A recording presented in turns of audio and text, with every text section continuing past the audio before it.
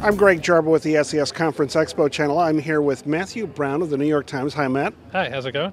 So you were on a panel today about news search optimization. You had a lot of tips for people in the publishing industry.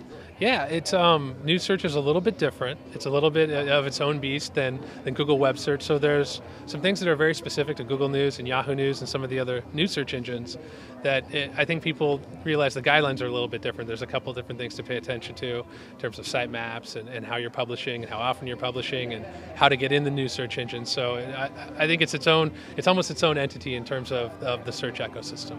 Now, there was a classic article in the New York Times a couple of years ago by Stephen Lohr that this boring headline is written for Google. Right. Has the mood inside the Times shifted at all since then? You know, yeah, and I would say even back then it was understood that, there's this gap between how people search and then, how literal you want to make a headline versus, speaking in your own editorial voice. But I think I think one of the things that's happened since that article is I think people search in a more sophisticated way now. They're more comfortable with Google and Yahoo and Bing and stringing together search queries. So no longer are they limited to 1 or 2 word queries. So the way that people search is kind of catching up with how journalists and editors kind of want to write their headlines the way it is. So you mean they can use metaphors again? I think people are starting to use metaphors. They're getting clever with Google. It's out of control. It's a wild season out there. So what has been the most fun story that you've worked on? Do you work on it on a story-by-story basis, or you just try to tackle it en masse? Every now and then we'll work on a story. I mean, I don't know about fun. Usually when we're working on it, we're trying to fit a major news event into what the search ecosystem is doing and how users are searching and trending and things like that.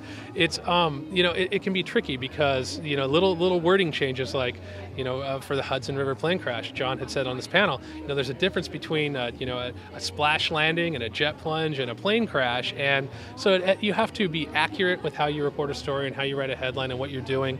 At the same time, you really want to match up with how people are looking for that story. So it's less fun and more of like really frantically trying to make sure that both those worlds meet.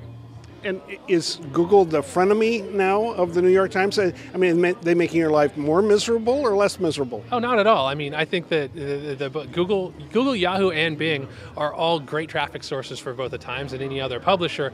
You just have to make sure that when you're not publishing in a vacuum, you're not creating content in a vacuum. You're not not just the search engines, but both your print readers and your online readers and the search engines. You're creating content that is going to work for all of those audiences. So I think that content creation in a vacuum is kind of over, and now everybody who's writing content on the web is not only paying attention to the search engines, but any other avenues that people are coming in through, like social media and Twitter and places like that.